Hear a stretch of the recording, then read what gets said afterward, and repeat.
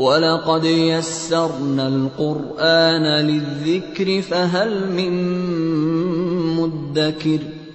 ہم نے اس قرآن کو نصیحت کے لیے آسان ذریعہ بنا دیا ہے، پھر کیا ہے کوئی نصیحت قبول کرنے والا؟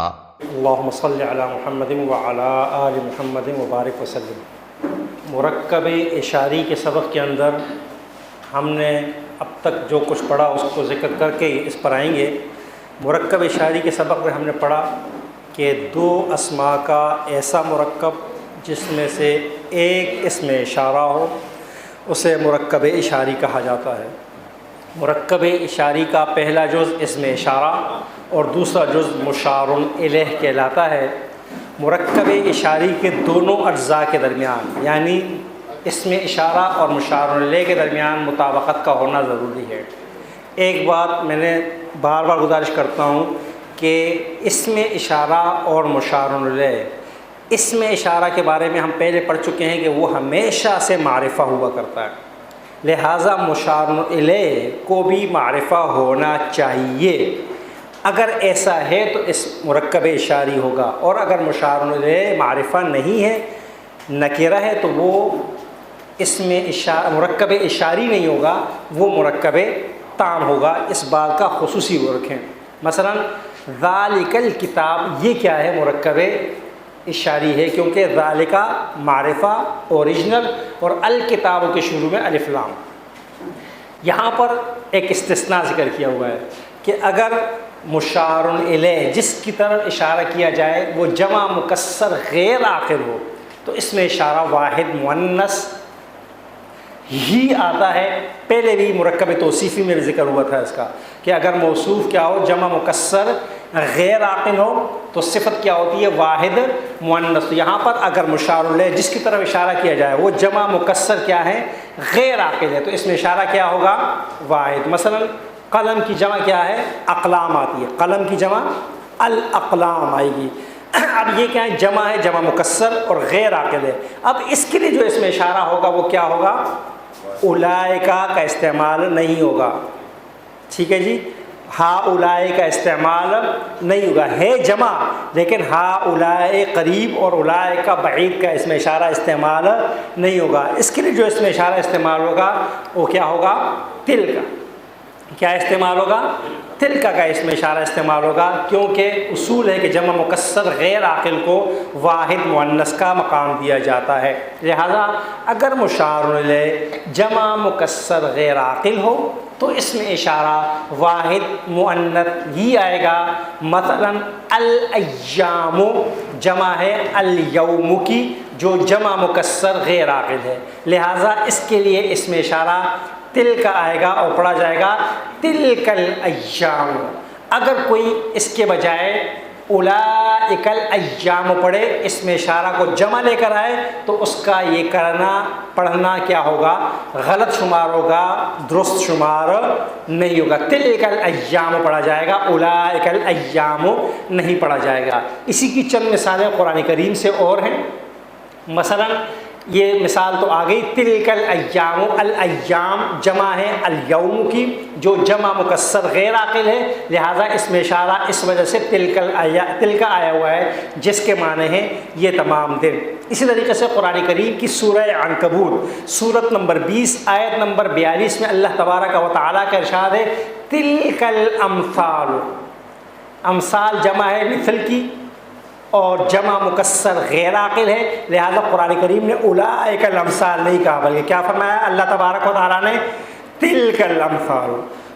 امثال کے لیے اس میں اشارہ واحد مؤنث آیا۔ اس طرح قرآن کریم کی سورہ بقرہ آیت نمبر 229 229 میں اللہ تبارک و تعالیٰ کا ارشاد ہے تلک حدود اللہ۔ حالانکہ حدود جمع ہے حد کی، اور حد کیا ہے؟ جمع مکسر غیر عاقل ہے، اس کا اس میں اشارہ اولئک غلط ہوگا، لہذا قرآن کریم نے اس لیے فرمایا تلک حدود اللہ، واحد مؤنث جمع مکسر غیر عاقل تو اس میں اشارہ کیا آ رہا ہے؟ واحد مؤنث، تلک حدود اللہ، یہ اللہ کی مقرر کردہ حدیں ہیں، اس سے تجاوز مت کرو۔ لہذا ہمیں قرآن کریم میں اس بات کو دیکھنا ہوگا۔ اور ایک مثال میں نے بتا دی کہ تلک الرسل، جو مثال آئی تھی کہ رسل جمع ہے لیکن وہ جمع مکسر عاقل ہے، اور جمع مکسر عاقل ہو تو اس میں اشارہ واحد مؤنث بھی استعمال کیا جا سکتا ہے اور جمع بھی استعمال کیا جا سکتا ہے۔ قرآن کریم نے واحد مؤنث کا اس میں اشارہ استعمال کیا ہے۔ جی یہاں پر ایک اور اہم بات کی جا رہی ہے جو اس سے پہلے کی کلاسز میں ہم نے نہیں رکھی، پہلی دفعہ ہے، لہٰذا تمام شرکاء اس کو غور سے سنیں۔ ایک ہوتا ہے اس میں اشارہ، مثلا ھذا، ہؤلاء، ذالک، اولئک۔ ایک ہوتا ہے مشار الیہ، جس کی طرف اشارہ کیا جائے، مثلا قلم، کاپی، پینسل وغیرہ وغیرہ۔ ایک ہوتا ہے مشار لہ، جن کے لیے یہ اشارہ کیا جائے۔ مثلا میں آپ کو اس قلم کے بارے میں بتلانا چاہ رہا ہوں تو میں اس میں اشارہ کر رہا ہوں یہ قلم، تو یہ اس میں اشارہ ہے، یہ قلم مشار الیہ ہے، اور آپ سب جو بیٹھے ہوئے ان کو کیا کہا جائے گا؟ مشار لہ کہا جائے گا۔ کیا کہا جائے گا؟ مشار لہ کہا جائے گا۔ یعنی یہ بات جو بتلائی جا رہی ہے وہ کتنے لوگ ہیں؟ ایک ہے، دو ہے، دو سے زائد ہے، واحد ہے، تثنیہ ہے یا جمع ہے، ان کو کیا کہا جاتا ہے؟ مشار لہ۔ تو یاد رکھیے کہ اس میں اشارہ اور جب استعمال ہوتا ہے، اگر مشار لہ ایک ہو، مثلا میں ایک آدمی کو بتا رہا ہوں کہ وہ ایک قلم ہے تو میں کیا کہوں گا؟ ذالک القلم۔ لیکن آپ دو افراد میرے سامنے بیٹھے ہوئے اور میں ان کو بتا رہا ہوں کہ وہ دو قلم ہے تو پھر میں کیا کہوں گا؟ ذالکا نہیں کہوں گا، پھر میں کیا کہوں گا؟ ذالکما کہوں گا۔ اور اگر آپ بہت سارے لوگ ہیں جن کو میں بتلانا چاہ رہا ہوں کہ وہ قلم ہے تو میں کیا کہوں گا؟ ذالکم کہوں گا۔ میں کیا کہوں گا؟ کیونکہ میں جن کو بتلانا چاہ رہا ہوں، جو میرے مخاطبین ہیں، وہ کیا ہے؟ تعداد میں زیادہ ہے، تو ذالکا اس میں اشارہ آئے گا واحد، اشارہ وہی ہے ذالکا، ذالکما، ذالکم، لیکن کما مخاطبین، کم مخاطبین، اور اگر وہ بہت ساری عورتیں ہوں گی تو پھر میں اس میں اشارہ استعمال کروں گا ذالکن۔ اس کی چند مثالیں میں قرآن کریم سے آپ کو سمجھانے کی کوشش کرتا ہوں۔ جی اگر آپ اس کو غور سے سنیں گے کیونکہ یہ اس سے پہلے نہیں آیا، اور جو حضرات پہلی دفعہ کلاس میں شریک ہیں وہ اس کو دیکھیں۔ قرآن کریم میں اللہ تبارک و تعالیٰ کا ارشاد ہے، سورہ یوسف آیت نمبر 37 میں اللہ تبارک و تعالیٰ فرماتے ہیں ذالکما مما علمنی ربی۔ سورہ یوسف، حضرت یوسف علیہ السلام کا واقعہ جب اگر آپ نے پڑھا ہو کہ جیل میں دو قیدی آپ کے پاس آئے، انہوں نے اپنا مقدمہ پیش کیا کہ یہ ہمارا مسئلہ ہے، اس کا حل، تو خواب کی تعبیر، تو آپ نے انہیں خواب کی تعبیر بتلانے کے بارے میں بتلایا، ساتھ ہی بتلایا کہ یہ جو خواب کی تعبیر کا علم ہے یہ کوئی میری اپنی ذاتی صلاحیت نہیں ہے یا کوئی عیب کا علم نہیں ہے، یہ اس اللہ تبارک و تعالیٰ کے عطا کردہ علموں میں سے ایک علم ہے جو مجھے کیا کیا گیا ہے؟ عطا کیا گیا ہے۔ تو قیدی کتنے تھے تعداد میں؟ دو، لہٰذا یوسف علیہ السلام ان دو قیدیوں سے مخاطب ہو کر کیا فرماتے ہیں؟ ذالکما، کہ اے میرے دو ساتھیوں، یہ جو خواب جس کو میں آپ کو بتا رہا ہوں یہ وہ ان چیزوں میں سے ہے جس کا علم میرے رب نے مجھے کیا کیا ہے؟ عطا کیا ہے۔ میں اپنی بات سمجھا پایا ہوں؟ قیدی دو ہے، لہٰذا ذالکا کے بجائے اس میں اشارہ کیا ہو گیا؟ ذالکما ہو گیا۔ جی اسی طرح اگر مشار لہ جن کو بتایا جا رہا ہے وہ دو سے زائد ہوں، جس طرح قرآن کریم کے اندر اللہ تبارک و تعالیٰ سارے یہودیوں سے مخاطب ہیں اور کہتے ہیں وَفِي ذَلِكُمْ بَلَاءٌ مِّن رَبِّكُمْ عَظِيمٌ۔ بچوں کو زندہ رکھنے اور بچیوں کے ذبح کرنے کا جو واقعہ ذکر آتا ہے قرآن کریم سورہ بقرہ آیت نمبر 49 میں اللہ فرماتے ہیں وَفِي ذَلِكُمْ بَلَاءٌ، اور اس میں تم سب کے لیے کیا تھی؟ بڑی آزمائش تھی۔ تو یہاں پر یہودی ایک نہیں، دو نہیں، کیا ہیں؟ بہت سارے۔ مشار لہ کیا ہیں؟ ان کی وہ کیا ہے؟ جمع ہے، لہٰذا قرآن کریم ذالکا کے بجائے کیا کہتا ہے؟ ذالکم۔ اور یہ سب سے زیادہ قرآن کریم میں جو استعمال ہوا ہے وہ کیا ہوا ہے؟ ذالکم ہوا ہے، ذالکما غالباً ایک یا دو جگہ استعمال ہوا ہے۔ تیسری مثال، اگر مشار لہ بہت ساری عورتیں ہوں، اگر مشار لہ تثنیہ مؤنث ہو تو اس کا طریقہ کیا ہے؟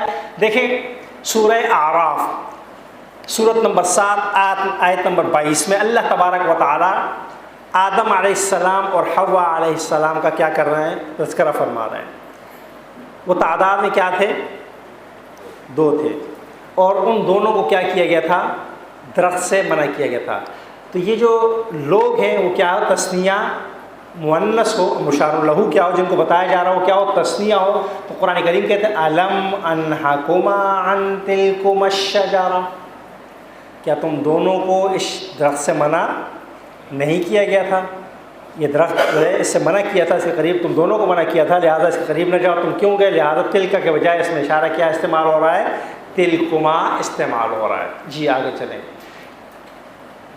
یہ اگر مشار اللہ، یہ قرآن کریم میں سورہ یوسف یہ مشار اللہ اگر جمع مؤنث ہو تو اس کے لیے جیسے کہ عورتوں کو عزیز مصر کی بیوی نے جب جمع کیا، جب ملامت زیادہ شروع ہوئی اور ان کے ہاتھ میں چھریاں پکڑائیں اور حضرت یوسف علیہ السلام کو ان کے سامنے پیش کیا تو انہوں نے اپنے ہاتھ کاٹے، تو اس وقت اس عورت نے یہ الفاظ کہتے فَذَلِكُنَّ الَّذِي لُمْتُنَّنِي فِيهِ، یہ ہے وہ جس کے بارے میں تم سب نے مجھے کیا کی؟ ملامت کی، کیونکہ ان سب نے کہا تھا حاشا للہ ما ھذا بشرا، یہ انسان نہیں ہو سکتا۔ تو یہاں پر جن لوگوں کو مخاطب کیا جا رہا ہے وہ تعداد میں کیا ہیں؟ بہت سارے ہیں۔ تو قرآن کریم کیا کر رہا ہے؟ فَذَلِكُنَّ الَّذِي لُمْتُنَّنِي فِيهِ۔ اس قاعدے سے میں آپ کو یہ بتلا رہا ہوں کہ بعض اوقات اس میں اشارہ ذالکہ کے بجائے ذالکما استعمال ہوتا ہے، ذالکم استعمال ہوتا ہے، ذالکن استعمال ہوتا ہے، تو وہ اس وقت یہ ہوتا ہے کہ جن لوگوں کو مخاطب کیا جا رہا ہوتا ہے وہ تعداد میں کیا ہو؟ زیادہ ہو، 2 ہوں، 3 ہوں۔ اس کی پوری تفصیل تو آپ کی کتاب میں ایک صفحے پر، نئی کتاب ہے، ایک صفحے پر دے دی گئی ہے کہ اگر مشار لہو واحد ہو تو کیا استعمال ہوگا، مشار لہو تثنیہ ہو تو کیا اس میں اشارہ استعمال ہوگا، مشار لہو جمع ہو تو کیا اس میں اشارہ استعمال ہوگا۔ ہم نے صرف قرآن کریم سے جو 3-4 جگہوں پر استعمال ہوا ہے وہ لے لیا ہے کہ قرآن کریم میں ایسا استعمال ہوا، باقی عربی زبان میں اس کا استعمال کیا ہے اور کتنی تفصیل کے ساتھ ہے وہ سارا کا سارا کتاب کی کیا ہے صفحات پر موجود ہے، وہاں سے لیا جا سکتا ہے۔ جی ہمارا آج کا مرکب ہے مرکب جاری، جو کہ سبق کا حصہ ہی تھا لیکن گزشتہ کلاس میں ٹائم کی کمی کی وجہ سے ہم نہیں پڑھ پائے۔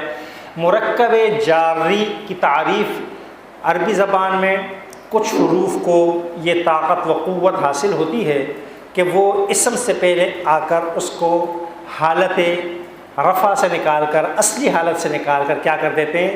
حالت جر میں لے جاتے ہیں۔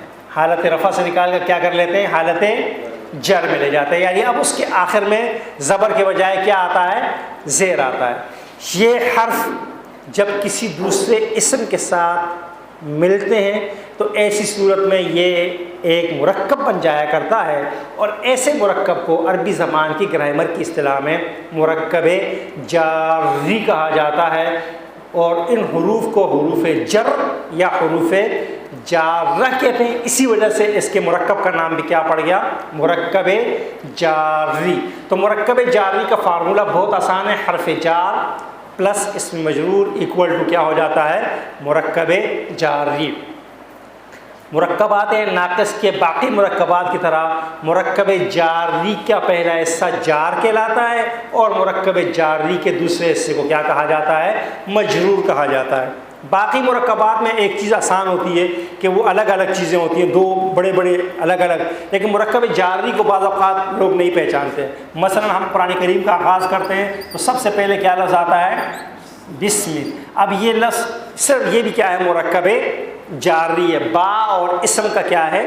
مرکب ہے۔ اس طرح جب ہم سورہ فاتحہ شروع کرتے ہیں، آگے جاتے ہیں تو پڑھتے ہیں للہ الحمد للہ، یہ لفظ بھی کیا ہے؟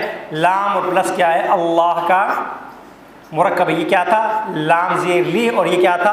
اللہ۔ جب لام اور اس کو ملایا تو اللہ کا یہ کیا ہو گیا؟ زبر کس میں تبدیل ہو گیا؟ زیر میں تبدیل ہو گیا، اور اب اس کو اس طرح لکھا جاتا ہے۔ تو مرکب جاری عام طور پہ جب جن کو معلوم نہیں ہوتا وہ سمجھ رہے ہوتے ہیں یہ کیا ہے؟ ایک حرف ہے۔ یہ ایک حرف نہیں ہے، یہ کیا ہے؟ ایک مرکب ہے۔ یہ ایک حرف نہیں ہے بلکہ یہ کیا ہے؟ ایک مرکب ہے، 2 الفاظ کا مرکب ہے۔ لہٰذا اس طرح کے بہت سارے جو ہے نا قرآن کریم کے اندر آپ کو مرکب جاری ملیں گے۔ حروف جارہ جو قرآن کریم میں استعمال ہوئے ہیں اس کا تعارف آپ کے سامنے رکھیں گے۔ ان میں سب سے پہلے جو حرف جر استعمال ہوا ہے وہ ہے با زیر بی۔ باقی تفصیلات آپ کی کتاب کے اندر موجود ہیں، لیکن جو تعداد آئی ہے یہ تعداد کتاب کے اندر موجود نہیں ہے۔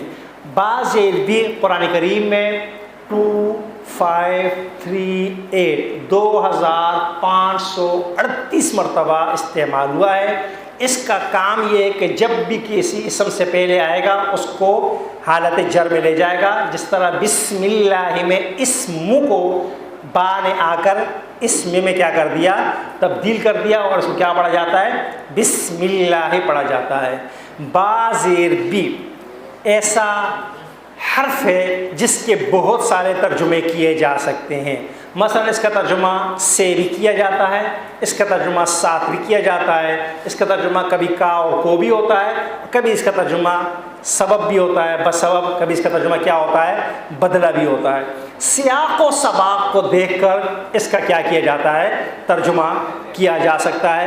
مثلا اعوذ باللہ میں ہم اس کا ترجمہ کرتے ہیں میں اللہ کی پناہ میں آتا ہوں، اور بسم اللہ میں اس کا ترجمہ ہم کر رہے ہوتے ہیں اللہ کے نام سے شروع کرتا ہوں۔ اس طرح سورہ ناس جو بالکل آخری سورت اس میں قل اعوذ برب الناس میں صبح کے رب کی پناہ میں آتا ہوں، الہ الناس، وہاں پر جو استعمال ہو رہا ہے تو ہر جگہ اور جہاں جہاں قرآن کریم کی آیات ختم ہوتی ہے جزا و سزا کے اس پر کہ ان کو جہنم میں ڈالا جائے گا بما کانوا یعملون، بسبب ان عمل کے جو وہ کرتے تھے، تو یہاں پر با ترجمہ کیا کیا جائے گا۔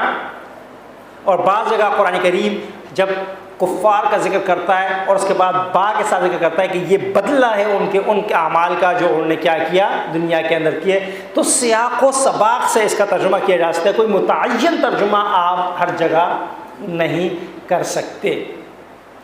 تا زبر تا یہ حرف قسم کے لیے آتا ہے، اور جب بھی اللہ کے نام کی قسم کھائی جائے تو وہاں پر کیا ہوتا ہے، تا آتا ہے، اور تاللہ قرآن کریم میں استعمال ہوتا ہے، بہت زیادہ استعمال نہیں ہوا۔ کاف زبر کا 282 مرتبہ استعمال ہونے والا حرف، جس ایک چیز کو دوسری چیز سے مشابہت کے لیے استعمال کرتے ہیں عربی زبان میں، کاف زبر کا۔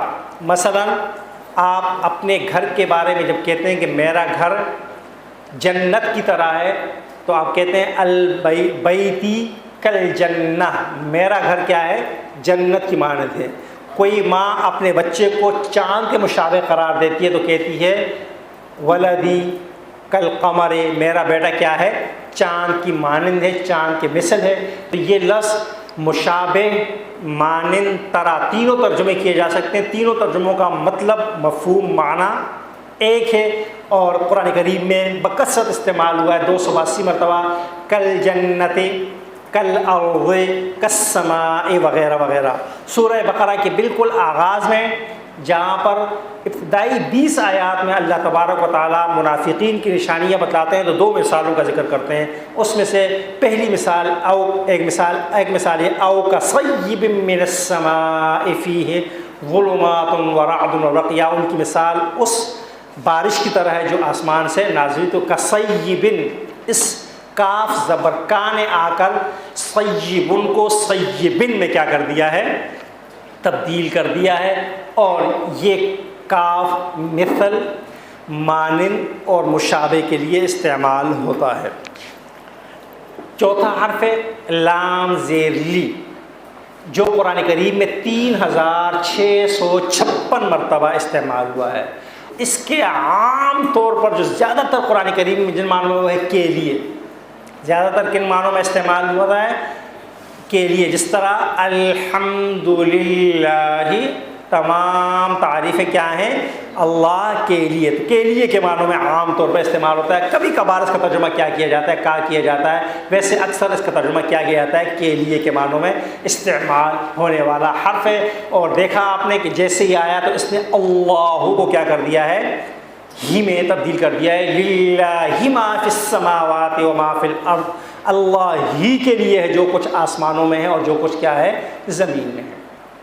واو زبر وا، یہ حرف بھی قسم کے لیے آتا ہے جب کسی چیز کی قسم کھائی جائے۔ قرآن کریم کے آخری پارے میں بہت ساری صورتوں کا آغاز واو سے ہوتا ہے، واللیل اذا یغشی والضحی واللیل اذا سجی والشمس وضحاها۔ اسی طریقے سے آپ والعصر لے لیں، والتین والزیتون، تو یہ قسم کے لیے قرآن کریم میں عام طور پہ استعمال ہوتا ہے۔ تو اس کو واو قسمیہ کہا جاتا ہے، عام طور پہ قسم کے لیے آتا ہے، اور جب بھی آئے گا اپنے بعد آنے والے اسم کو حالت جر میں لے جائے گا۔ یہ لفظ تھا العصر، واو نے آ کر اس کو کیا کر دیا، والعصری، اور ترجمہ کیا ہو جائے گا، زمانے کی قسم۔ یاد رہے کہ قرآن کریم میں ایک واو اور استعمال ہوتا ہے جس کا ترجمہ اور کیا جاتا ہے۔ تو دونوں میں فرق یہ ہے کہ یہ جو اور والا واو ہے یہ عموماً آیات کے درمیان آتا ہے۔ دوسری بات یہ کہ یہ واو جو اور کے لیے آتا ہے وہ اپنے بعد آنے والے اسم، حرف، فعل پہ کوئی عمل نہیں کر رہا ہوتا۔ یہ جو واو ہے قسم والا، یہ عموماً جملے کے آغاز میں آتا ہے، بلکہ جملے کا آغاز ہی کیا ہو رہا ہوتا ہے، اس سے ہو رہا ہوتا ہے۔ اور دوسرا یہ اپنے بعد آنے والے اسم کو کیا کر دیتا ہے، حالت جر میں لے جاتا ہے۔ اس لیے یہ واو اور اس واو کے درمیان بہت فرق ہے، وہ جملے کے درمیان میں آتا ہے، کوئی عمل نہیں کرتا، اور یہ واو شروع میں آتا ہے اور اس کا ترجمہ بھی الگ سے ہوتا ہے۔ اس کا ترجمہ آپ صرف اور صرف کیا کر رہے ہوتے ہیں، اور یعنی یہ اور یہ اور یہ اور یہ جو استعمال ہو رہا ہوتا ہے، من، اور بہت زیادہ استعمال ہوتا ہے، لہذا قرآن کریم میں اس کی گنتی کرنا ممکن نہیں ہے۔ من سب سے زیادہ جو حروف جارہ میں سے استعمال ہوتا ہے وہ ہے من، 3221 مرتبہ استعمال ہونے والا یہ ورڈ ہے۔ عام طور پہ کیا ہوتا ہے، سے کے معنوں میں استعمال ہوتا ہے، فرام یعنی فلاں کی طرف سے، اور اردو زبان میں بھی اسی معنوں میں استعمال ہوتا ہے، من جانب۔ تو عام طور پر پہلے استعمال ہوتا تھا، اب کم کم ہوتا ہے، لیکن ہوتا یہی ہے کہ من جانب فلاں کی طرف سے۔ عربی زبان میں بھی سے ہی کے معنوں میں استعمال ہوتا ہے، مثلا من السماء آسمان سے، من الارض زمین سے، من اللیل من البیت گھر سے، وغیرہ وغیرہ، جہاں پر بھی آئے گا سے کے معنوں میں۔ اور عمل کیا کرتا ہے، اس نے السماء کو کس میں تبدیل کر دیا، السماء میں تبدیل کر دیا۔ فی اگلا حرف ہے 1692 1692 قرآن کریم میں اس کا استعمال ہے، اور میں اس کا عام معنی ہے، کبھی کبھار متعلق کے معنوں میں استعمال ہوتا ہے، فی الارض زمین میں، فی السماء آسمان میں، فی الغرفۃ کمرے میں، جہاں بھی ہوگا اس کا معنی کیا ہوتا ہے، فی الجیب جیب میں استعمال ہونے والا، بے کے معنوں میں استعمال ہونے والا حرف ہے۔ اگلا حرف ہے عن۔ یہ حرف آپ کو اکثر و بیشتر حدیثوں میں ملتا ہے، جب آپ کسی حدیث کو پڑھ رہے ہوتے ہیں تو لکھا ہوتا ہے عن ابی ہریرہ رضی اللہ تعالی عنہ، عن عائشہ رضی اللہ تعالی عنہا، عن عمر رضی اللہ۔ تو یہ عموماً اس کا مطلب ہوتا ہے کہ حضرت عمر بن خطاب، حضرت عائشہ، حضرت ابوبکر، جن کا بھی نام ہوتا ہے، ان کی جانب سے ہمیں یہ روایت پہنچی ہے کہ نبی اکرم صلی اللہ علیہ وسلم نے فرمایا۔ ویسے عام حدیث میں اور قرآن کریم میں کے متعلق کے معنوں میں استعمال ہوتا ہے کہ ثم لتسألن یومئذ عن النعیم، کہ پھر تم سے قیامت کے دن ان نعمتوں کے متعلق کیا ہوگا، پوچھا جائے گا۔ تو یہ کے متعلق کے معنوں میں کیا ہوتا ہے، قرآن کریم میں استعمال ہوتا ہے کہ تم سے کیا کیا جائے گا، پوچھا جائے گا۔ ویسے سے کے معنوں میں یہ بھی استعمال ہوتا ہے قرآن کریم میں، بعض جگہ جو ہے نا استعمال ہوتا ہے۔ اس وقت مجھے کوئی آیت یاد نہیں آ رہی، تو یہ استعمال ہوتا ہے عن سے کے معنوں میں بھی، لیکن عام طور پہ عن علی احادیث کے آغاز میں آ رہا ہوتا ہے۔ قرآن کریم میں 462 مرتبہ اس کا استعمال ہوا ہے۔ علی 1439 مرتبہ استعمال ہونے والا حرف جر قرآن کریم میں، جس کے معنی ہوتے ہیں پر۔ یعنی کسی چیز کے اوپر. علی الکرسی یہ معنی کیا ہوگا؟ کرسی پر یعنی کرسی کے اوپر. علی السقف چھت کے اوپر.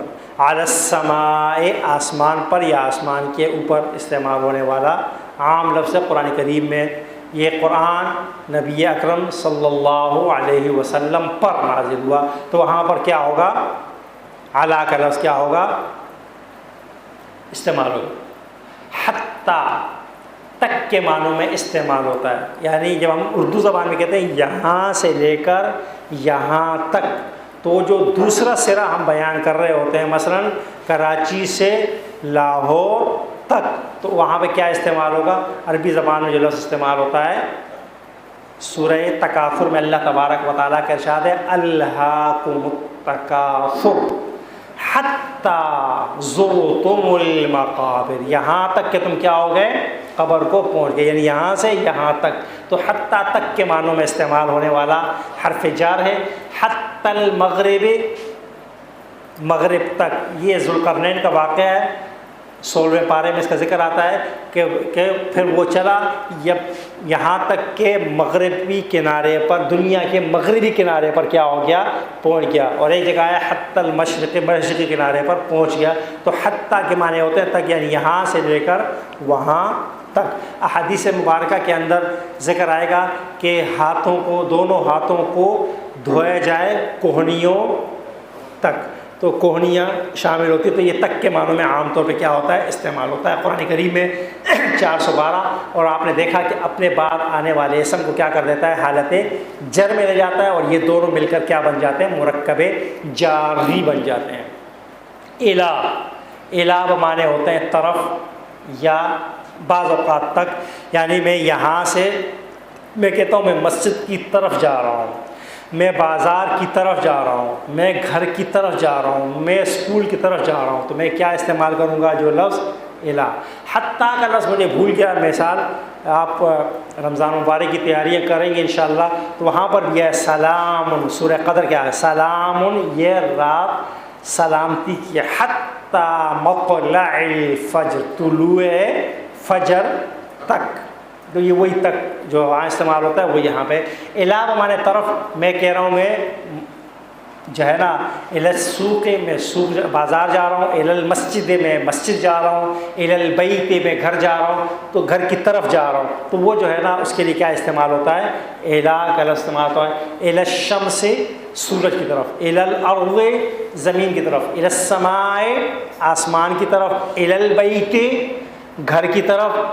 الی المسجد، مسجد کی جانب یا مسجد کی طرف استعمال ہونے والا لفظ ہے.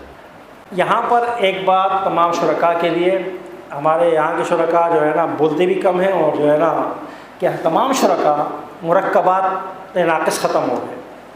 مرکبات ناقص میں 2 مرکب ناقص بہت آسان ہیں، مرکب اشاری اور مرکب جاری. کیونکہ اس میں اشارہ ہوتا ہے، صرف آپ نے دیکھنا ہے کہ اس کے بعد آنے والا اسم اس کے شروع میں الف لام. مرکب جاری یہ 2 مرکبات ہیں، مرکب توصیفی اور مرکب اضافی. ان کو پہچاننا قرآن کریم میں تھوڑا سا مشکل ہوتا ہے. یہاں پر آپ پہچان لیں گے، بورڈ پر آئے گا 2 ایک لفظ مرکب ہے، آپ نے صرف کیا کرنا ہے.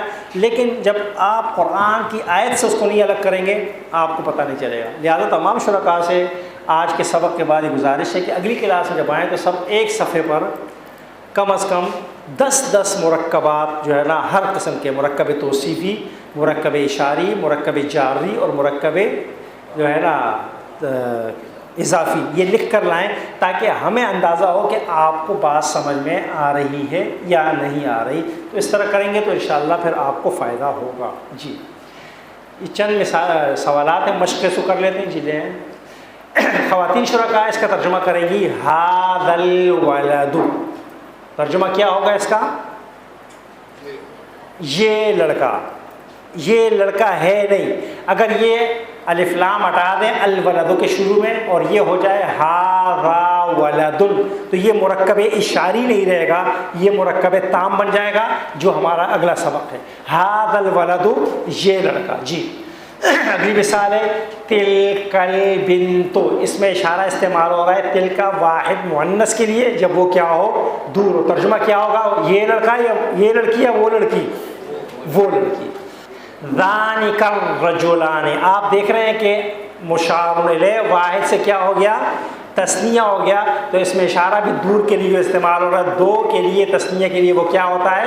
ذَانِكَ، تو کیا کہا جائے گا؟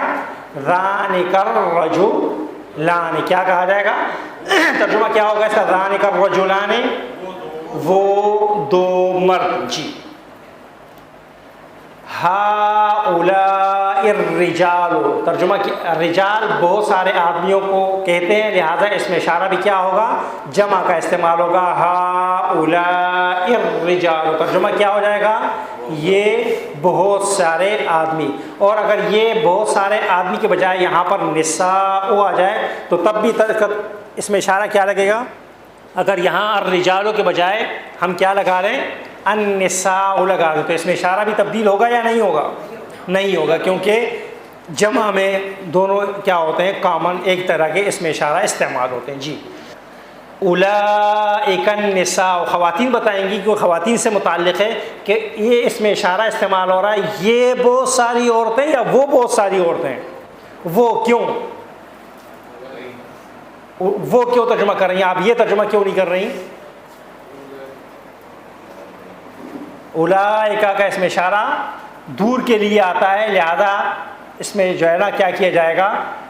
وہ کا ترجمہ کیا جائے گا۔ میں نے بتلایا بھی تھا، شاید آپ حضرات جو ہے نا بھول گئے ہیں، بہت آسان ہے۔ کوئی دیکھیں عربی زبان میں دو تو اس میں اشارہ ہیں، ھذا ھؤلاء، تین اس میں اشارہ آپ نے یاد کرنا ہے، ھذا واحد مذکر، ھذہ واحد مؤنث، ہؤلاء جمع مذکر جمع مؤنث، ذالک وہ کے لیے اس میں اشارہ واحد مذکر دور کے لیے، اور جب وہ دور ایک ہو تو کیا ہوگا؟ تلکا، اور اولئک مذکر کے لیے بھی ہے اور کیا ہے؟ مؤنث کے لیے بھی ہے، دونوں کے لیے کیا استعمال ہوتا ہے؟ ذالک وہ، تلکا وہ مؤنث، اولئک وہ مذکر مؤنث، سب تین اس میں اشارہ ہیں قرآن کریم میں۔ اور تقریباً آپ کو میں نے بتایا کئی جو ہے نا سینکڑوں میں الفاظ کیا ہو جاتے ہیں، یاد ہو جاتے ہیں۔ اولئک النساء وہ بہت ساری عورتیں، جی لیں۔ للنساء کا ترجمہ کیا ہوگا؟ للنساء عورتوں کے لیے۔ خواتین شرکاء بولیں گی تو آپ اگر آپ نے خاموش بیٹھنا ہے تو کچھ بھی سمجھ میں نہیں آئے گا، نہ پلے پڑے گا نہ آئے گا۔ جب تک اپنی زبان سے ادا نہیں کریں گے، بولیں گے نہیں، عمل نہیں کریں گے، کچھ بھی نہیں ہوگا۔ للنساء عورتوں کے لیے، جی۔ کل قمر میں نے بتایا تھا، کاف زبر کا، مثل مانند مشابہ کی طرح، کل قمر چاند کی طرح، چاند کے مثل، چاند کے مشابہ، جی۔ والعصر مثال میں گزر چکا ہے، زمانے کی قسم، والشمس سورج کی قسم، واللیل رات کی قسم، والتین انجیر کی قسم، یہ قرآن کریم میں بے شمار جگہ پر استعمال ہوا ہے، جی۔ من البیت کا ترجمہ کیا ہوگا؟ گھر سے، بیت مانے گھر سے، اور قرآن کریم میں ترجمہ کریں گے تو جس طرح مرکب توصیفی اور اضافی کا ترجمہ الٹ کیا تھا، اس کا ترجمہ بھی کیا ہوگا؟ الٹ ہوگا۔ بیت کا ترجمہ پہلے ہوگا اور من کا ترجمہ کیا ہوگا؟ بعد میں ہوگا۔ من سے عموماً ہماری بہنیں جب ترجمہ کر رہی ہوتی ہیں تو من کا ترجمہ پہلے کر رہی ہوتی ہیں، جو ہے نا اس کے بعد آنے والے اسم کا ترجمہ بعد میں کر رہی ہوتی ہیں۔ ترجمہ کیا ہو رہا ہوتا ہے مثلا للہ کا ترجمہ کرتی ہیں واسطے اللہ کے، الحمدللہ تمام تعریفیں واسطے اللہ کے، سمجھ آئی؟ تو وہ بہت سی جگہ پر یہ بات سمجھ میں نہیں آتی، الحمدللہ تمام تعریف اللہ کے لیے۔ تو جو لفظی ترجمہ ہے اس میں بھی ایسے الفاظ کا استعمال ہو جس کا سامنے والے کو، مخاطب کو سمجھ بھی آئے، جی۔ علی السماء، علی پر کے معنوں میں استعمال ہونے والا، السماء آسمان کو کہتے ہیں، ترجمہ کیا ہو جائے گا؟ علی السماء آسمان پر، جی۔ الی المسجد کا ترجمہ کیا ہوگا؟ مسجد کی طرف، مسجد کی جانب۔ تاللہ اللہ کی قسم، یہاں پر میں ایک فرق بتانا بھول گیا کہ تا بھی قسم کے لیے آتا ہے، واو بھی قسم کے لیے آتا ہے۔ تا صرف اللہ کے نام کے ساتھ خاص ہے، اور واو عام ہے، وہ اللہ کے نام کے ساتھ بھی استعمال ہو سکتا ہے اور کسی اور چیز کے ساتھ بھی استعمال ہو سکتا ہے، جبکہ تا صرف اللہ کے ساتھ خاص ہے، لہذا کوئی ہم میں سے یہ نہیں کہہ سکتا تل عصر کالشمس سے اگر کہے گا تو اس کا یہ کہنا غلط ہوگا، کیونکہ تا صرف اللہ کے نام کے ساتھ خاص ہے قسم کے لیے۔ جی یہ کچھ غلطیاں ہیں جی، ان کو درست کرنا ہے۔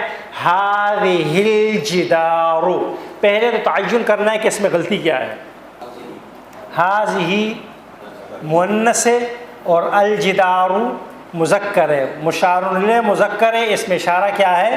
مؤنث ہے، دونوں کو سیم ہونا چاہیے، تو صحیح کیا ہو جائے گا؟ کیا ہو جائے گا؟ ہذا لگے گا، اور جملہ کیا ہو جائے گا؟ ھذا الجدار ہو جائے گا۔ جی ذالک الکتاب، اس میں کیا غلطی ہے خواتین شرکاء؟ ذرا غور کریں، یہ تو قرآن کریم کا ورڈ بھی ہے، الف لام میم ذالک الکتاب، یہ لفظ بالکل درست ہے۔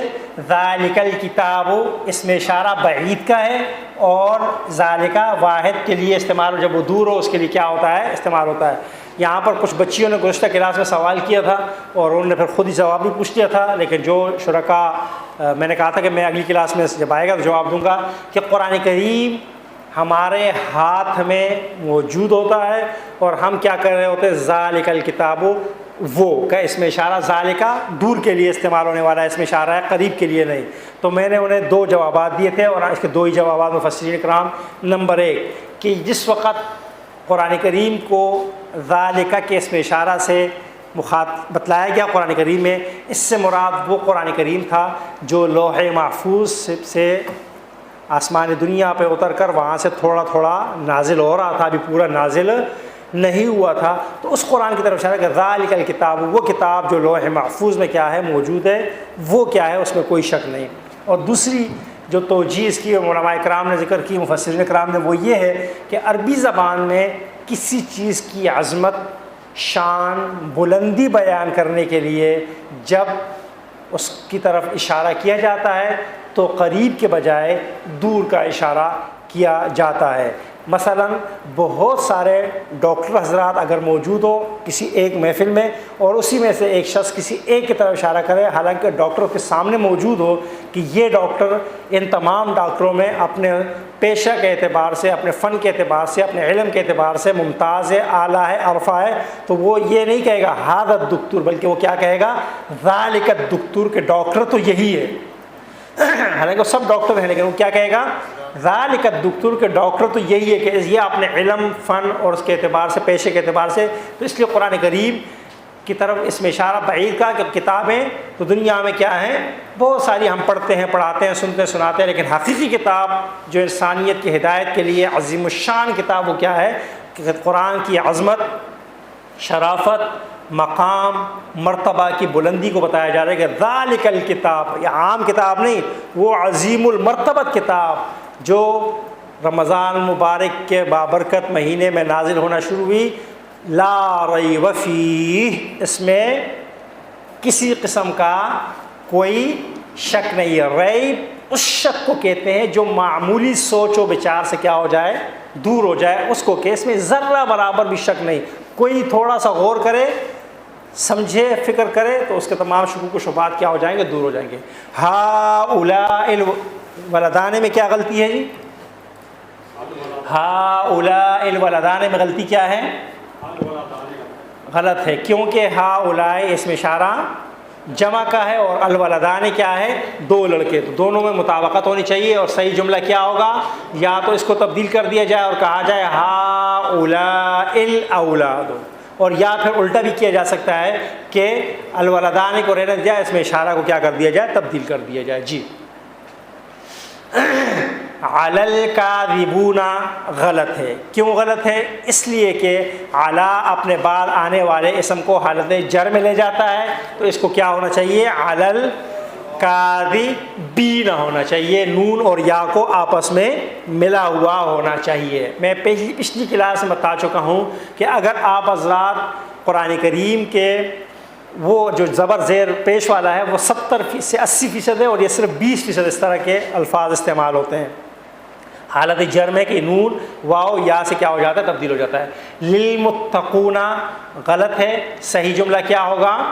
للمتقین، کیونکہ لام زیر لے اپنے بعد آنے والے اسم کو حالت جر میں لے جاتا ہے۔ جی کنارا غلط ہے، کیونکہ کاف زبر کا اپنے بعد آنے والے اسم کو حالت جر میں لے جاتا ہے، اصل میں کیا ہونا چاہیے؟ کناری ہونا چاہیے جی۔ الالبیتانی بھی غلط ہے، کیوں غلط ہے یہ؟ حالانکہ یہاں تو جر آیا ہوا ہے، الا اپنے بعد آنے والے اسم کو حالت جر میں لے جاتا ہے، تو یہاں پر بھی نون زیرنی کے نیچے جر آیا ہوا ہے، بات تو درست ہے، پھر کیوں غلط ہے؟ بیتئی نہیں ہوگا، کیونکہ یہ وہ اسما ہیں جس میں نون اور یا کے ملنے کو کیا شمار کیا جاتا ہے؟ حالت جر میں شمار کیا جاتا ہے، زبر زیر پیش کو نہیں دیکھا جاتا، نون اور یا ملا ہوا ہے یا نہیں۔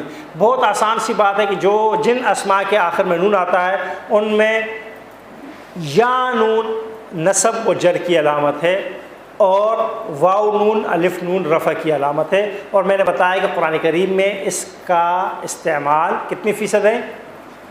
20%۔ یہ سے اسماء قرآن کریم میں کتنے استعمال ہوئے ہیں؟ 20% استعمال ہوئے ہیں۔ زیادہ تر کیا ہوئے ہیں؟ اس طرح کے اسماء استعمال ہوئے ہیں جس میں آخر میں حرف ہے، اور حرف کے اوپر کیا ہے؟ رفع ہے، نصب ہے، زبر زیر ہے، جر جی۔ فی المسجد، اس میں کیا غلطی ہے؟ اس میں غلطی یہ ہے کہ بعد میں فی نے اپنے بعد آنے والے اسم کو حالت جر میں تبدیل نہیں کیا، وہ کیا ہونا چاہیے؟ فی المسجد ہونا چاہیے جی۔ ھذا الساعۃ، اس میں اشارہ، الساعۃ مشار الیہ، اس میں غلطی کیا ہے؟ الساعۃ کیا ہے؟ مؤنث ہے، اور ھذا کیا ہے؟ مذکر ہے، لہٰذا اس میں اشارہ اور مشار الیہ میں کیا ہونا چاہیے؟ مطابقت ہونی چاہیے، جملہ کیا ہو جائے گا؟ ھذہ الساعۃ کیا ہوگا؟ درست جملہ ہوگا۔ للمسلمون، یہ پہلے گزر چکا ہے کہ یہاں پر لام زیر لی آیا ہوا ہے جو اسم کو حالت جر میں لے جاتا ہے، لہٰذا اس کو کیا ہونا چاہیے؟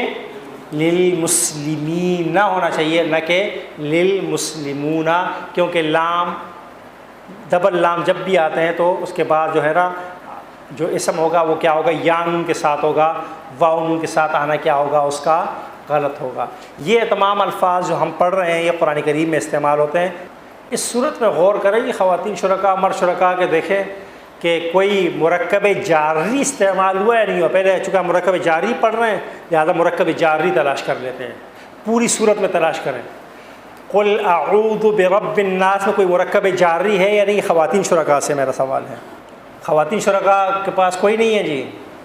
یہ مرد شرکاء بتائیں جی، قل اعوذ برب الناس میں کوئی مرکب جاری ہے یا نہیں؟ برب کیا ہے؟ مرکب جاری موجود ہے، با نے آ کر رب کو کیا کر دیا ہے؟ رب میں تبدیل کر دیا ہے۔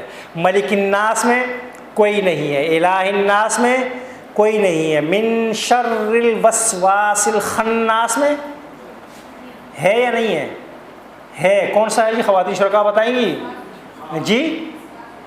وسواس سے نہیں ہے، من شر، من شر پہ عمل کرے گا، وسواس پہ نہیں عمل کرے گا۔ ہر حرف اپنے بعد والے پر عمل کرے گا، 2 کلومیٹر بعد والے پہ نہیں، اپنے بعد والے جو اس پہ پہلے عمل کرنا ہے اس نے، ٹھیک ہے جی؟ تو من شر پر عمل کرے گا، وسواس پر عمل نہیں کرے گا۔ وسواس بھی حالت جر میں ہے لیکن اس کی وجہ کچھ اور ہے، اس کی وجہ سے بھی یہاں پر 2 حروف جارہ اور ہیں اگلی 2 آیات میں۔ کون کون سے؟ خواتین شرکاء ذرا غور کریں جی، مرد شرکاء تو بہت بتلا رہے ہیں۔ 2 حروف جارہ دونوں آیات میں اور ہیں، دیکھیں آپ الفاظ کو جب توڑیں گے، دیکھیں فی صدور کو الگ کر لیں، فی بمعنی میں، صدور دل کی جمع، صدر سینہ جمع صدور مراد سے قلب، فی صدور کیا ہے؟ مرکب جاری ہے یا نہیں ہے؟ اس طرح من الجنت، من پڑھا ابھی تھوڑی دیر پہلے، من الجنت کیا ہے؟ مرکب جاری ہے، اور ہم نے پڑھا من بمعنی کیا ہے؟ سے، اور یہاں پر بھی کیا ہے؟ جنوں اور انسانوں میں سے، یعنی ہمیں شیطان سے پناہ مانگ رہے ہیں کہ وہ شیطان کیا ہوں؟ جنات ہوں یا کیا ہوں۔ اب آئیے اس میں مرکب اضافی تلاش کرتے ہیں، اسی صورت میں مرکب جاری ہم نے تلاش کر لی ہے۔ اب ذرا دیکھیں گے مرد شرکاء کہ اس میں کوئی مرکب اضافی ہے یا نہیں ہے؟ ہیں اس میں مرکب اضافی ہے، تو میں بتلا دوں ہیں کون کون سے ہیں جی مرکب اضافی، ذرا غور کریں گے۔ مرکب اضافی کا میں نے بتایا تھا کہ پہلا اسم اس کے شروع میں الف لام نہیں ہوگا، آخر میں تنوین نہیں ہوگی، دوسرا اسم کیا ہوگا؟ حالت جر میں ہوگا۔ پہلی آیت میں غور کریں، اس میں بھی ہے ہاں جی، بے رب الناس کو اس طرح لے لیں. آپ دیکھیں تھوڑا سا آپ جو ہے نا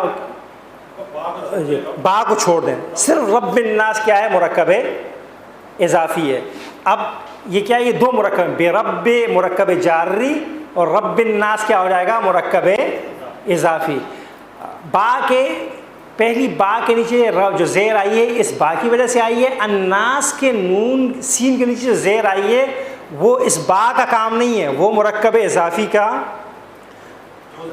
آگے دیکھیں جی، ملک الناس کون سا مرکب ہے؟ خواتین شرکا بتائیں گے، یہ تو بہت آسان ہے. ملک الناس مرکب توصیفی ہے، اضافی ہے، اشاری ہے، جاری ہے. کون سا مرکب ہے یہ تو بہت آسان ہے جی. مرکب اضافی، پہلا اسم کے شروع میں الف لام نہیں، آخر میں تنوین نہیں، دوسرے کے شروع میں کیا ہے؟ دوسرے کے آخر میں زیر ہے. ملک الناس کون سا ہو گیا؟ مرکب اضافی ہو گیا. الہ الناس کون سا مرکب ہو گیا؟ مرکب اضافی. الہ الناس بھی کیا ہو گیا؟ مرکب اضافی. من شر مرکب جاری ہو گیا. الوسواس الخناس کون سا مرکب ہے؟ الوسواس الخناس توصیفی ہے. کیوں کہ دونوں کے درمیان مکمل مطابقت پائی جا رہی ہے. دیکھیں ملک الناس اور وسواس الخناس دونوں کو آمنے سامنے رکھیں تو مرکب توصیفی اور مرکب جو ہے نا اضافی کا فرق واضح ہو جائے گا. باقی دو مرکبات جو ہیں اشاری اور جاری، اشاری میں اس میں اشارہ ہوتا ہے اور جاری میں کیا ہوتا ہے؟ حروف جارہ ہوتے ہیں. ان کو پہچاننا تو آسان ہوتا ہے. صرف ان دو مرکبات کو آپ نے کیا کرنا ہے؟ پہچاننا ہے. ترجمہ کیا کریں گے اس کا؟ وسواس کا ترجمہ پہلے کریں گے، خناس کا پہلے کریں گے؟ خناس کا پہلے کریں گے، وسواس کا بعد میں کریں گے. ٹھیک ہے جی. اچھا جی آگے چلیں. الذی اس میں اسماء موصولہ یہ فعل ہے. صدور الناس کون سا مرکب ہے؟ فی کو چھوڑ دیجئے، صرف صدور الناس جی مرکب اضافی ہے، مرکب توصیفی اضافی ہے. اس کے شروع میں الف لام نہیں، آخر میں تنوین نہیں. یہ بھی ایک مرکب ہے. من الجنت کو چھوڑ دیں، الجنت والناس. الجنت والناس بھی کیا ہے؟ ایک مرکب توصیفی ہے کیونکہ دونوں کے درمیان مطابقت ہے. تو آپ کی سورہ ناس میں آپ کا جو پورا سبق ہے توصیفی، اضافی، جاری پورا کا پورا موجود ہے. صرف اس میں اشارہ مرکب اشاری یہاں پر نہیں ہے، اور ایک نہیں کئی دو تین موجود ہیں.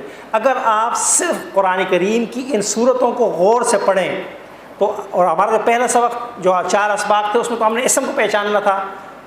اسم کو پہچانیے، مذکر مؤنث کو پہچانیے، واحد تثنیہ جمع کو پہچانیے اور اعراب کو پہچانیے، اور اس طریقے سے آپ کو تب آپ کو قرآن کریم کا ترجمہ کرنا آئے گا. اب اس کا ترجمہ اگر آپ کریں گے، دیکھیں باقی جو ہے نا یہ قل اعوذ، اس کا مطلب کب پڑے گا؟